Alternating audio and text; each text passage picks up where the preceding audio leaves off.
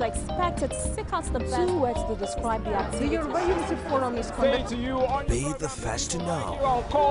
From the north, south, east, west, and around Africa, we break the news. Now you can catch all the actions live as the news breaks.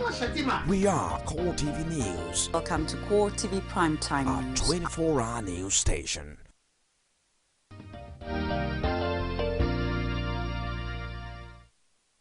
All right, let me quickly run you through top stories making headline on some of Nigerian newspapers. I have the Vanguard, the Guardian, the Nation, as well as the Punch newspaper. Let's start with the Vanguard this morning. Jonathan to present 4.4 trillion naira budget today. Now pegs oil benchmark at $65 and then puts exchange rates at 165 naira. Capital expenditure slashed to 627.16 billion naira. Reps Bika over non-approval of MTEF. And then you have exhausting search for Buhari's running mate on page 4. Lots of talk as regards the River State governor being also very much in the race, as well as the APC stakeholder Bola Ahmed Tinubu. You get details of all of that on page 4 if you care to check. Expectations high as Adeboye visits Vanguard tomorrow. 52. Jonathan's eligibility. Supreme Court, I beg your pardon, dismisses PDP stalwarts join the appeal. That's on page 9. Now the front page picture here shows some warships, 6 motor torpedo boats said to have been acquired by Niger Delta ex-militant High Chief Government Ekpemopolo, aka Tompolo, a Norwegian-made warship allegedly bought by Tombolo. And then you get all of these was a Norwegian support vessel built at Karl Johans Vents in Houten, the city from which the ship was named. In 1977, she was in service with the Royal Norwegian Navy until her retirement in 2008 and played a number of roles while in service. Now, Director General of Nigerian Maritime Administration and Safety Agency, Patrick Apollo Keme, said that the 5 warships allegedly acquired by Tompolo's company, Global West Vessel Specialist Limited, was done on behalf of the agency. You get details of all of that on the Vanguard if you care to check. At the back page quickly for some sports, go Keshi go. Amodu opens exit door for embattled coach, and then he says if he has a reputation he should walk out of the job, but if he doesn't he should stay like a beggar. I thought all of these have been set prior to this time. NFF warns Ayimba Kano Pillars. Zambia midfielder paralyzed and Henry retires. Signs £25 million Sky deal. Details on page 60. Away from there now to the Guardian newspaper. Presidency presents 4.4 trillion 2015 budget to National Assembly, proposes $65 oil benchmark, pegs exchange rate at 165 naira. The front page picture here shows alleged fake Boko Haram members, and we showed you that earlier in my opening remarks. Terrorists kill 84 pupils, 57 others in Pakistan. The writer here says those opposed to Taliban will never be defeated, says Malala. And then news note here, Alice Maduka heads Gas Nations Forum. Buhari to name running mate today. Nigerians can't wait. Reps ask NEC to stop planned increase in electricity tariff. Day 247 after the abduction of over 200 girls from Chibok. Now many have asked if we should celebrate Christmas without the Chibok girls. DSS steps into oil workers strike. Another interesting story you will find this time on the front page of the Nation newspaper. Phil Shotted hits Abuja. Details on page 7 of the Nation. Oyo House OK's local government autonomy. That's on page 6. Keshi failure, says Amodu, page 24. And government budgets 4.357 trillion naira for 2015. That's on page 5. Oyego, we've agreed on Buhari's running mate. APC to unveil VP nominee today. Now, many have said that the choice of this particular position has a lot to impact on the 2015 general polls. $1 billion ECA cash unaccounted for, VAT may go up, and 10 reps defect from parties. The front, another interesting picture here is a gunman, one of the injured pupils after gunmen attacked a school in the northwestern Pakistani city of Peshawar. Yesterday, government killed about 145 school pupils. You get details of that gory tale on pages 2 and 4. Indeed, a black day for the Pakistani people. A final point of call is the Punch newspaper. Oil below $60 as federal government presents 2015 budget to the National Assembly. That also inspired some drama yesterday. They get details on page 2. Mark security details, tear gassed, Tambuwa others, says DPO. Page 8. Old people, cause of Nigeria's trouble, says Jonathan. Page 8 of the Punch. And that also might remind you that the APC presidential candidate is 72 years old today. And Mr. President also sent him a congratulatory message. So match all of those two things together. It might be telling a story beyond the papers. DSS parades 7 alleged fake Boko Haram negotiators. That's on page 3. Keshi must go, says Amodu, page 71. APC loses 5 reps, gains 4. Not too bad. That's on page 9 of the Punch. Police arrest power drunk cops team members, grill DPO. You get details on pages 4 and 5 of the Punch. Okay, that wraps it on the dailies. Endeavor to lay your hand on any of the ones you are interested in, but don't forget that that's what we do best here, bringing you up to date with stories every top of the hour. All right, let's kickstart our course of discussion today by showing you a clips on the update as regards. I believe that the oil workers strike enters its 4th day today, and then there was also a stalled meeting that was supposed to take place yesterday that has now been postponed till Thursday. But let's feel the pulse of the people from the Pegasus Scribe to the first scarcity biting hard in Kaduna, as well as the Federal Capital Territory.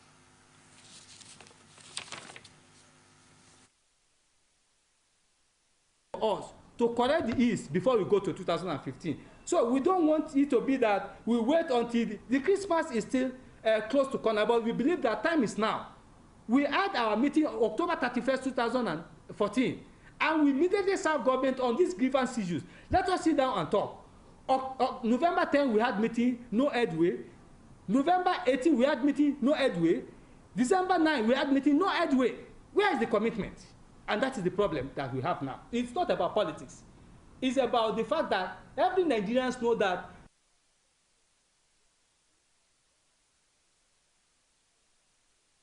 up this morning, we don't know what happened. I came to the office, I have to fill my car. I carry car, I came to police station, I met queue, uncountable. We don't know what happened, what is going on for this country, we don't know. No announcement, nothing.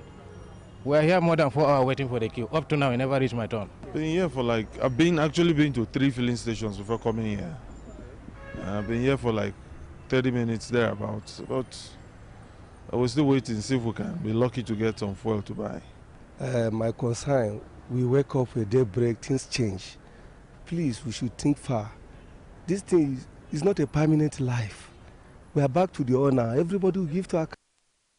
Yeah, for almost 5 hours now. I came in here around 8 a.m. Wow.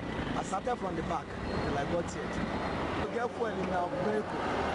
5 hours. Oh, 5 hours, yes. By 1 p.m. it will be 5 hours. Wow. Okay. Line everywhere. I just, you know Nigeria's time now. I just ran over to enter here. But I used to buy here before at 97. So now it may be different. Or there may be some bribe. Actually, I don't know. I can't tell. But I heard that they strike. So maybe it's a NOPEG or what we call them. And it's not to the government, it's to the people that are doing it. The government is not the one carrying the whole body. It's everybody. So we don't know why they are striking. We don't know the reason for the strike. We may not really know the cause of this problem because like last week we were hearing that different council that they've been backing on. It's like these people are just making life difficult for people, as you can see. Most especially during this season, it has been like that every year, which is very wrong. So I don't know whether we are to blame government for this or to blame the fuel organization. So if Okay, from Abuja to Kaduna and all across Nigeria, feeling the pulse of the people, you heard the Pegasus Scribe speaking earlier how it is important for Nigerians to manage this season because it is also important for them to make demands from the federal government. I'm joined now by an economist, Sam Olisa. Good morning. Thank you for joining us today. Good morning. Thank you. I was with Oba yesterday, and we were discussing this issue. He actually told me that it wouldn't be fair to barb their head without them being present. But it's also of the opinion that possibly there's some sort of political undertone to this. You heard one of those guys say, why is it that this thing happens at this particular period? Not only that it's a festive period, it's also a few months away from the general elections. What are your opinions as regards this? It's unfortunate that it's happening at this time. But one thing that I know is that when a pregnant woman wants to deliver a baby, she has to go through some pains before the baby is eventually delivered. You see, the problem we have in this country is that Nigerians want comfort all the time. We don't want to, take some pains.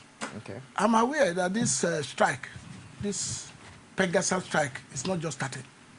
I was in Abuja in October. I was in NNPC office. I mean, they gave a notice of 3-day strike, which they did. Even what I went for, I have to come back to Lagos. I didn't achieve it. I was also aware in November, they gave notice. There was no meeting, like the Pegasus man spoke. I'm not a Pegasus member, but I'm a close watcher of the economy. The petroleum bill has been there for a long time. Okay. For the government, for the National Assembly to pass and the government to sign it to law, because it will bring transparency to the oil sector. Okay. Total transparency. The workers, the NNPC workers, they don't want government to privatize NNPC like they did to NEPA, on power holding. You see what happened in the use of power holding, to just privatize just like that. They became worse. Those who bought it, the deals were behind the door. And even after that, they don't have the capacity to generate electricity. We are not having electricity and we are paying more. So if they also go ahead and privatize NNPC without the refineries being working and with the workers being driven out, then with the scarcity, I mean, it is, let the bill be passed and let there be transparency. That is one of their demands. Though you can say some of the demands are spurious, like saying all roads in Nigeria should be motorable. I mean, that is beyond their immediate domain. But they want job security. Because if you go ahead, you privatize NNPC without going through to the transparency procedure, they are all out of job. They now also brought in the issue of pump price, which coincidentally the oil price that is dwindling internationally, that is falling, favor them. You know, they brought it in that now that when we're selling at over $100 per barrel, where the pump price was 97 naira per liter, now that is below $60. Why are we still selling at 97 naira? They joined that issue to carry the whole nation along. So it's very unfortunate it's happening at this time. It could happen at any time. So I don't want the Pegasus to be looked at as economic saboteurs. Government should respond timely. Government should look inwardly and they should be transparent in every deal. Today, there is blackout in Nigeria. There is no electricity. We have privatized our sector. They are bringing in, tariff is going up. We cannot get the supply. So what happens again in the oil sector? So it's unfortunate. You know, you agree with me, just like you said earlier, that this is not the first time they're going on strike on almost the same issues. Has strike actions been able to solve this particular problem headlong? Of course, they have been able to bring government and the union to table. Because as of today, if National Assembly members are enjoying, because in Nigeria, we are the present situation when people, why do you think people struggle to get to the National Assembly? Because they see it as a way, once they are there, they are rich. It seems the unions are the last resort that are speaking for the people, speaking for themselves, their own welfare, which has congruence, and the welfare of the people that has is congruent to their own welfare. So I think that is the last resort. Now, this time last year, there was no scarcity. For all those that I say they do it every Christmas, that's not true. I remember very vividly last year, we had a product drought because there was no strike. Okay. But The notice has been served since October. They've gone on 3 days strike, I think about twice before this. The government, I mean, the Minister of Petroleum Resources, that is representing the government in this issue, are not doing enough. They are not doing enough for God's sake. For instance, I read in the paper this morning that why the pump price have not been reduced on petroleum products in Nigeria is that because the downstream were not deregulated. That's the explanation. Now, if the downstream had been deregulated, nobody told us this one earlier. What they told us earlier when they were increasing the price was the international price was increasing, they were importing products, the refineries are not working at home. That now they are telling us again that the downstream is not deregulated. I think that is not the issue. Even whatever you gain in terms of reduction in price of crude, if you are bringing a product, what of the exchange rate of the naira? The naira that has been devalued, we take that one away. That is the truth. So it will be difficult for the government to reduce the pump price because you are losing revenue. They are not. There is no fiscal discipline. So I think that is the truth of the matter. It was as if because the downstream is not deregulated. Then apart from that, I think we should have the right people who understands the dynamics of the Nigerian economy at the right place to manage this economy. For instance, by now, having been producing crude oil for over 25 years, what is our achievement in local value added? At a time, all our refineries packed up. Don't forget, there was a time we don't import products. We refine all our products at home. But the demand is growing. All economies in the world, the large economies like China, like the United States, Japan, they're all struggling to get access to the largest market in Africa, sub-Sahara, Nigeria. By now, we should be refining products. At least, we should not be exporting more than 10% of our crude.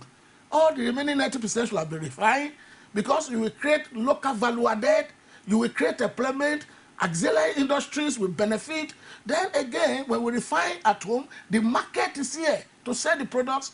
Apart from that, we can create an economic union in West Africa, sell our products across West Africa. What really do you think? That will make our naira convertible in West Africa. What really do you think is responsible for this challenge of not being able to refine our products ever since? The same recurrent factor, corruption. That factor, that same factor will not make things to work properly in this country. We have 4 refineries presently. None of them is functioning up to 50% capacity. This corruption, would it be with leadership? Because what's on the street also would be that one of the reasons why strike actions come in so incessant, because the best you hear is that, okay, we're going to suspend the action. Dialogue is on. Is that certain leaders of the union as well go to Abuja or wherever it is they go, they settle them and then they just keep the files underneath and then it goes on and on like that. Where really do you see this corruption taking root? We can't rule that. We can't rule out compromise from leaders from time to time. We can't rule it out. That is part of the corruption aspect I'm talking about. But in a country where the leadership is upright, you know, I always say it, when we enter our bathroom, we bath from the head down, not from the toe upward. If the leadership is strict, honest, and firm, and people can read body language that this man will not tolerate corruption, every other person will toe the line. In a situation where there is impunity, nobody cares. For instance, if this oil workers didn't start this, now nobody is talking about the pump price. I've spoken about it in 1 or 2 other occasions on TV interview. That why are we still selling PMS at 97 naira? Only to be reading this morning that now the PMS is landing at 98. That it is only when the international price goes below $50 per barrel that we can now afford to reduce the price domestically. All this corruption. Corruption. The leadership must be able to prove through leadership by example. If there's leadership by example, that there is zero tolerance to corruption, everybody will sit tight. Today, go to the agencies, go to ministries, you see a lot of impunity, people being given contracts. I mean, they are not paid. They have executed the contract. They don't know what is going on. Nobody knows what is going on. Well, how does I mean, it's so bad that we have got ourselves to this level. How does the global fall in oil price affect all of this? Of course, it must. You know, I've said it here once. America was the biggest buyer for Nigeria. And the price went on and on and on, you know, from, there was a time, $18 per barrel, on $22 per barrel, to $28 per barrel, and picking milestones to about $38 per barrel, to 40-something. It went up 60, went haywire above $100 per barrel. And America had the largest deposit, commercial deposit of shale oil. Out of the whole world deposit of about 5.8 trillion liters of deposit, America had about 4.7, largest commercial quantity. They don't know them. If the price of crude can go up to 140, above $100, let's go, I mean, invest on our shale oil because of the technology required. As at that time, to exploit maybe about $80, they developed technology. Today, I can tell you, the technology America has, they can afford to produce shale oil and continue to supply themselves and supply to international market if the price of conventional crude goes down as low as $50 per barrel. And don't forget too, America has strategic reserves. If they want to compress it further, they can release more quantity to the market so that the price will crash to between $40 to $45 per barrel. So that's why now the price going down, your revenue will dwindle. Because when you are selling at $100 per barrel and you use benchmark of $75, $79 for your budget, you still have excess crude account. You still sell, you have excess crude, which are supposed to reserve for future, which of course our governments, both federal and state governments, have been sharing. So right now that it has gone below, because as at yesterday, from reports, the OPEC basket is below $60 per barrel. Unfortunately, the budget being presented today is premeditated on $65 per barrel. So I don't know how that budget is going to work. So that is how our revenue is affected, you know, internationally. And when our revenue is affected, don't forget, our transactions are in dollars. We buy dollars from time to time. We have not taken effort to make Naira international convertible currency. We are not pumping goods into the international market. Rather, we are a net importing nation. And don't forget, once our revenue dwindles, then the price of dollars will go up. The exchange rate will not favor Naira. And that is exactly what has happened. So even now that the price is down, if we are still importing crude, we will be importing it at a higher Naira price, and we cannot reduce the pump price at home. So all these are the dynamics. So we need an economist. We need a finance minister that is homegrown, that knows all these dynamics. We need a development economist. For instance, our very own Minister of Petroleum Resources was made the president of OPEC. Don't you see that impacting positively? No, they don't look at individuals when they are selecting that selection process. It's rotational by country. I'm saying that leadership position that she currently occupies, don't you see it as an advantage for Nigeria at this very critical time? No, it didn't give you any advantage because OPEC is a cartel. So its decision-making process is clear. Even though our own designer is the president of OPEC, I don't know whether she has enough charisma to take OPEC through this crisis period. For instance, their last meeting, one would have expected OPEC to reduce output. You know, when the price is the equilibrating factor between supply and demand, and all level economists knows that. You know, so one would have expected that since this thing is coming down, it's coming down from over $100 per barrel. At the time they had meeting, it was about 73. One would have expected them to say, okay, now we are taking about 3 million barrels out of market. You know, that is what America has offloaded in the present circumstance. But they didn't do anything about it. Let me bring you back home for a while now, because what the NNPC is saying that it doesn't matter whether or how long the oil workers' strike has lasted, that we're supposed to have a 32-day oil reserve. Are you baffled that within... no, I'm not doubting that. Well, I'm not with the stock. We're talking of what stock we have. I am asking now if you're baffled that within 3 days we already have queues in our filling stations. No. What is happening is this: the stock is there. It's not as if the stock disappeared, but the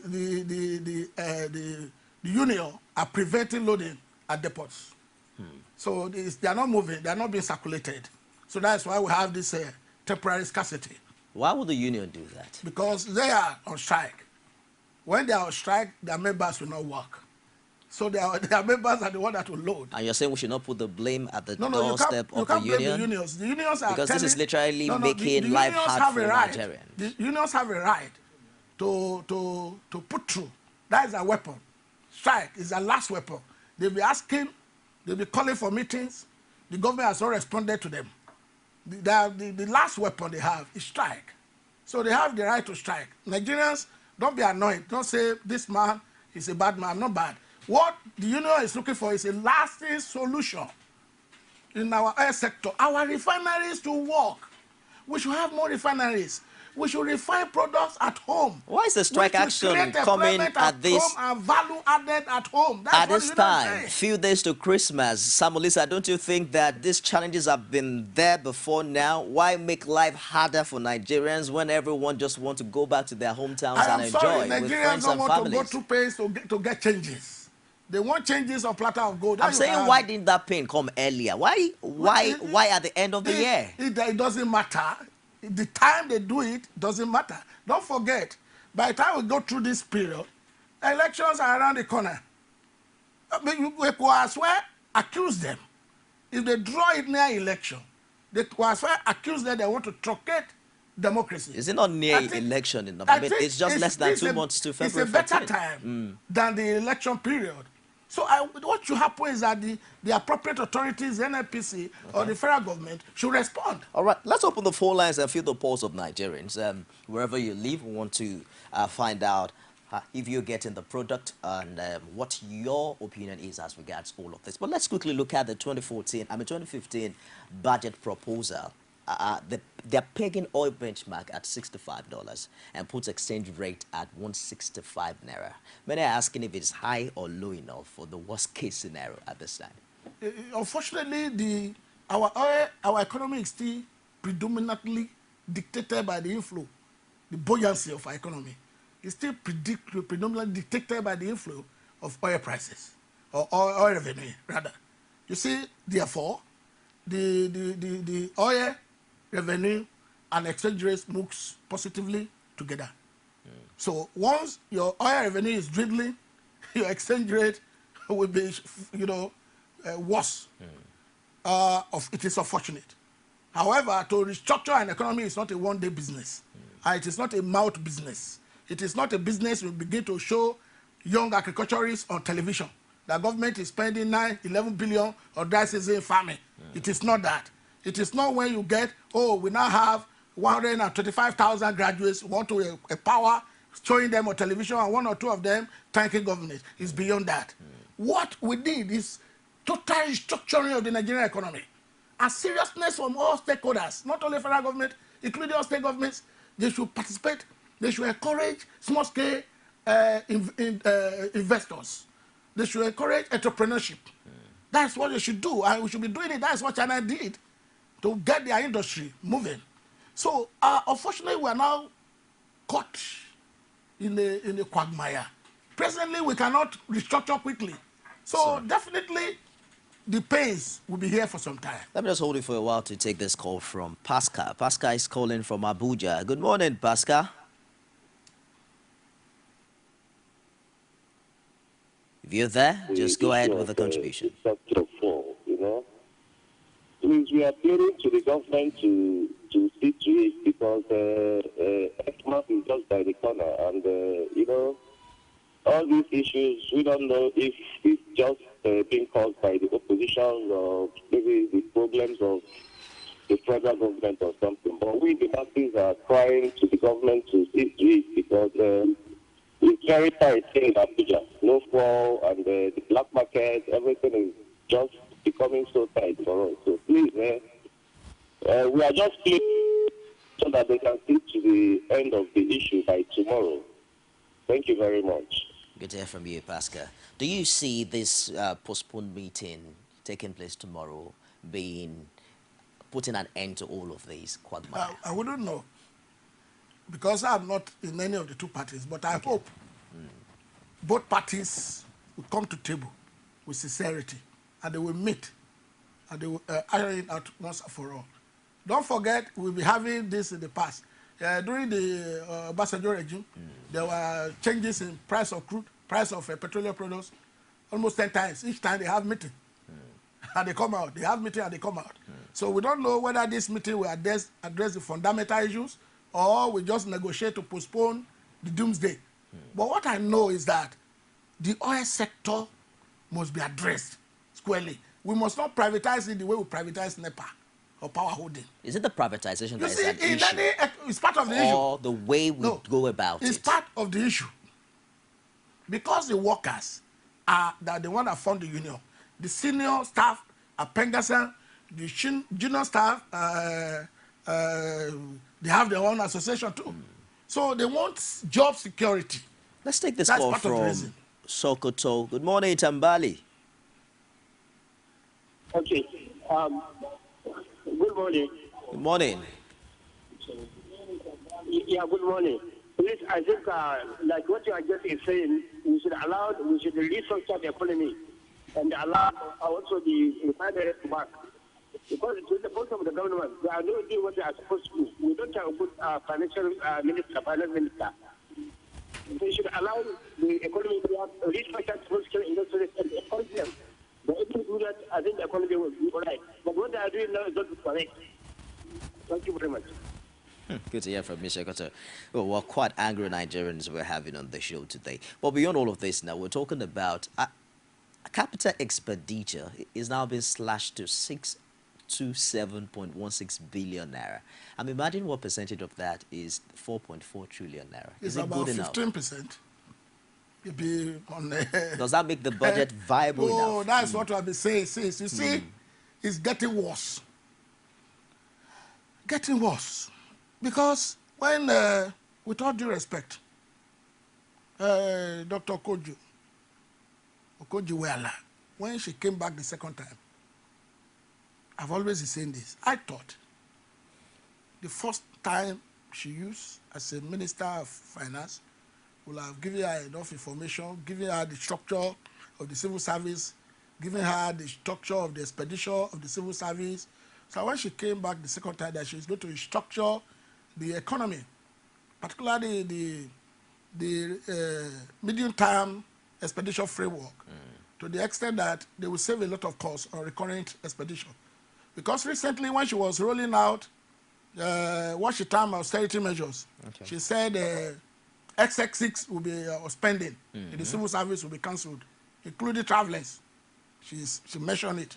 One would have expected that she would have done that. Immediately she came back the second time to restructure the budget in such an extent that at least 40% will go into capital expenditure, while about 50% will go into recurrent in the first year, then continue to graduate it and face it upward to the extent by now, our capital expenditure will be about 80%, and recurrent will be 20%.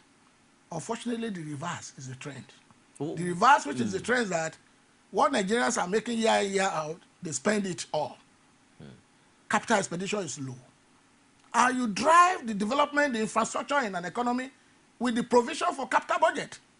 If in this budget, which is unrealizable, because we have presented the budget today, the price open basket of crude is now selling below $60 per barrel, and you are now using $65 as our oil benchmark. You are already, that budget is, what do you call it? It's outdated. You think they should have gone below 65? What I recommended about a month ago, I recommended $45 per barrel.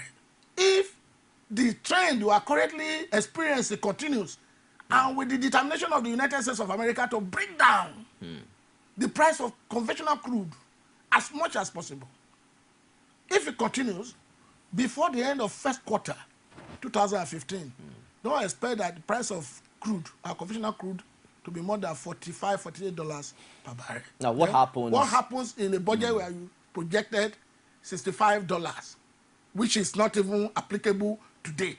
I mean, you throw it off balance. It's not realizable. So what are the fallouts? And by the time it's not realizable, what do you do? What are the fallouts? What are the impacts of that happening? If, for instance, what you are projecting now happens in 2015? That means the budget they are presenting today, first of all, will not work. That means I have to review it again and again. Again, why can't we take it once and for all and use about $45 per barrel? If now it is going for about $58.something in December, I mean, by half year next year, you should be looking about $45. Why can't we take it now? So that if you have excess, good. If we don't have it, and let's face reality, then we call it the budget of reality. Then we cut our size. Sounds more like the Ekiti State budget that was passed. You know, I didn't know about that. Let's take another call from Sokoto. Ekiti State budget. Though Ekiti State budget has about 40% capital expenditure, that looks still better than this. Good morning, Ahmed. Oh, I'm afraid we lost that. Please call us again. We'd love to hear from you.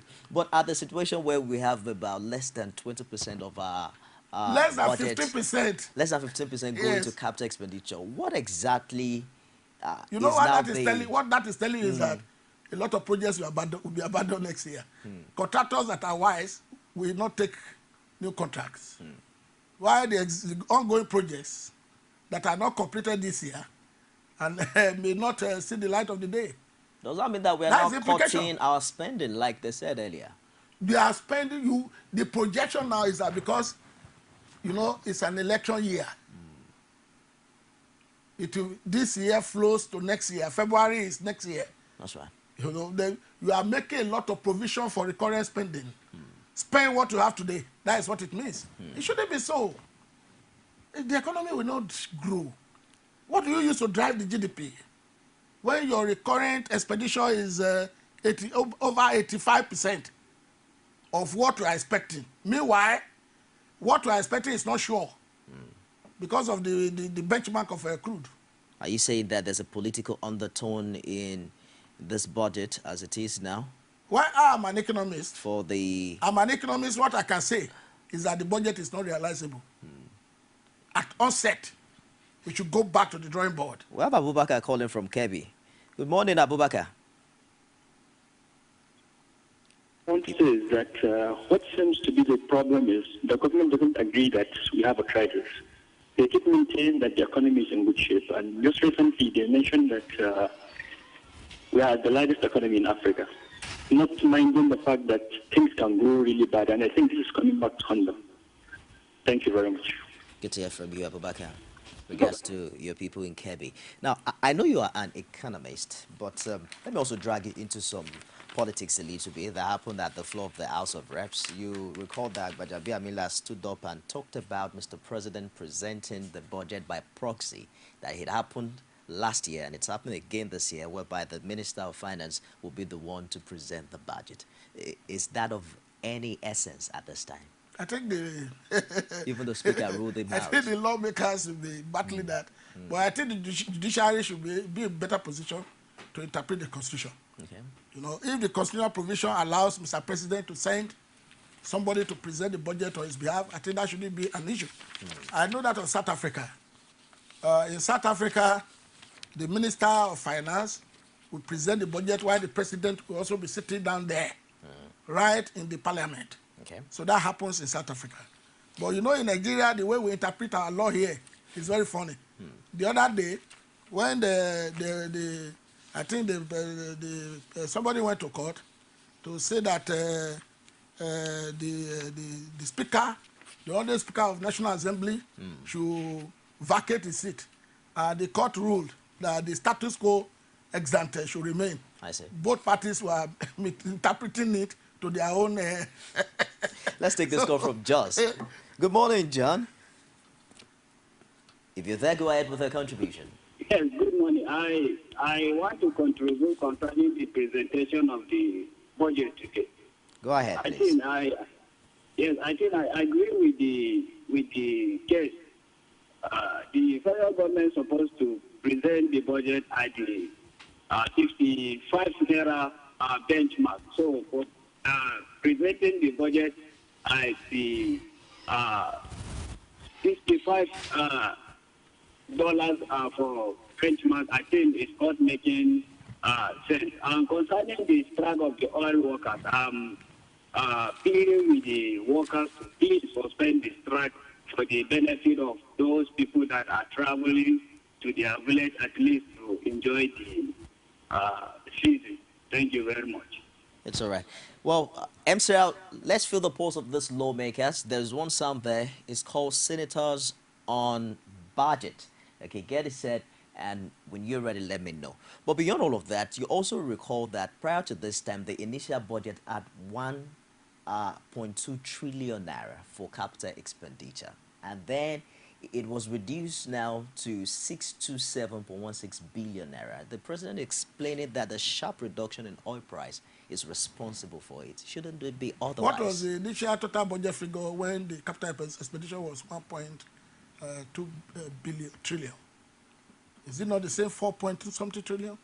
I think what is playing off here is that this budget they are presenting today, they realize that $65 benchmark cannot work. So it's easy to adjust the recurrent than the capital expenditure. Okay. So that is the way I feel. Let's hear what the senators have to say about all of this. We'll be back. I think there is a lot that is not right again. Everything the government is doing now seems to be very tentative and, impulsive, and which shows that they are no longer coordinated. If not, why are they just coming out? And why tomorrow? Why not give enough notice or something, So it was a surprise that, most of the early morning today, it was letters from Mr. President. I grew up in Nigeria at the point when it is January 1, everybody will be waiting. Businessmen, civil servants, everyone will be waiting to listen to the budget. The budget, everything is suspended for the budget to be read because they believe that the budget is going to have impact on their life all through the year. It's better to have a budget than not to have one at all. So even if Nigerians are saying it's late, the truth of the matter is that what we're more concerned about is the implementation of the budget. We've had a series of budget presented, and we believe that it shouldn't just remain a mere ritual. It's something that must be consistently gauged by the quality of implementation, and that is the area of focus. I strongly believe that the Senate, as well as the House of Representatives, will get to a point where they will have to re-examine how quickly they can look at these documents. This is not the first time that budgets have been presented, and I strongly believe that in the interest of Nigerians, these very important instruments of economic development of the state, of the nation, will definitely become the prime focus of the legislative chambers. One of the reasons why the lawmakers wanted to impeach Mr. President at the time was poor implementation of budgetary allocation. How much work do you need to be done in not only passing the budget at the floor of the House, but also ensuring that it is well implemented in time? Yeah. At the time, I used to ask myself a question, which I also ask you journalists. If budget presentation of budget for the year is done with fanfare, with all the expectations, with all the variables, why is it that at the end of every year before you present a new budget, why don't you review this budget, how the minister should also be able to come forward to tell the whole nation that at the beginning of the year, this is what we budgeted. In revenue, we budgeted in expenditure, the revenue sectorial by sectorial revenue budget, how it was realized. Then the cost sectorial allocation, both horizontally and vertically. Horizontally in the sense of recurrent expenditure and and capital expenditure, then vertically in terms of sector by sector, and also give us a report card. But no government has ever done that. They just sweep it under the carpet, or is a document not publicly available for everybody to see, just like we're here in the budget. It's not done in any organization. Nigeria is a project, it's an entity. And I think the day that begins to happen, the day we begin to have disciplined leadership, we know what we carry over to the following year. We know the revenue we carry over to the following year. We know the cost we carry over to the following year. We know the new revenue and the new cost. That is how budget should be done. But in Nigeria, we always present budget. At a time, the Minister of Finance will come up and say we have implemented it 68%. Another bureau will say we have implemented it 48%. Opposition will say we have only implemented it 20-something%. There will be controversy. It is not fair to Nigerians. Well, so what I'm saying in essence is this. Presenting budget alone is not sufficient. Transparent implementation of the budget suffices. And review, critical review, so that we know how to restructure for the next year. The subsequent years. Yes, subsequently. We're wrapping up now. The most important thing that is jamming on the heart of the average Nigerian is to ensure that transport fares, normally during festive periods, transport fare goes on the increase. But now that there are news of fuel scarcity, then you can tell that not much money is coming to the hands of the average Nigerians, but they might have to spend more. And it might eventually even impact on the price of food and commodity in the market. What needs to be done at this time? Of course, definitely. I think Nigerians have suffered enough. The only thing I will say at this junction is that I will appeal to the union, both Pegasan and what is it, the junior staff union. I will appeal to them that because of Nigerians, because of this time, because most Nigerians will travel, they should suspend, after these 3 days, they should suspend the strike till January, if government did not answer them. Okay. But I believe that our government is responsive. They should. They must. Okay. So that is what I will appeal. It's an appeal on behalf of other Nigerians. Very serious appeal, so that we will reduce our suffering. But we should get it at the back of our head that any pregnant woman that wants to deliver will go through some pains. All right, let's take this last call for the segment. It's Ibrahim from Kano. Good morning, Ibrahim. Provided there is corruption, it will not work. You understand? If you can recall, there's money that we reserve for the purpose of eventuality. Today, if you ask why is the money, because there is corruption. Corruption is killing all everything. Provided there is corruption, Nigeria cannot move forward. No way we can move forward if there is corruption. So let us identify our problem. Our major problem is corruption. We have to tackle corruption before we move forward. That's my contribution. Thank you very much. Thank you very much, Ibrahim, calling for Kano. And Sam Olisa, thank you for joining us today. Thank you very much. On Call Digest. Thank you very much. Sam Olisa is an economist, a financial analyst, as well as a public affairs opinion maker, joining us today on Call Digest. We'll take another break. When we come back, we'll be discussing other political issues ahead of the 2015 general elections. Stick around. Don't go away yet. You can now watch Core TV News live from anywhere in the world on our website, www.coretvnews.com. Click on Live TV on our website and watch us live. And welcome to Core TV Primetime Days. To follow us on Twitter, click on Twitter icon on our website. On Facebook, click on the Facebook and YouTube to see all our previous news production. You can also watch us live on YouTube. Click Core TV, leave a space, then news. Core TV News, a 24-hour news station.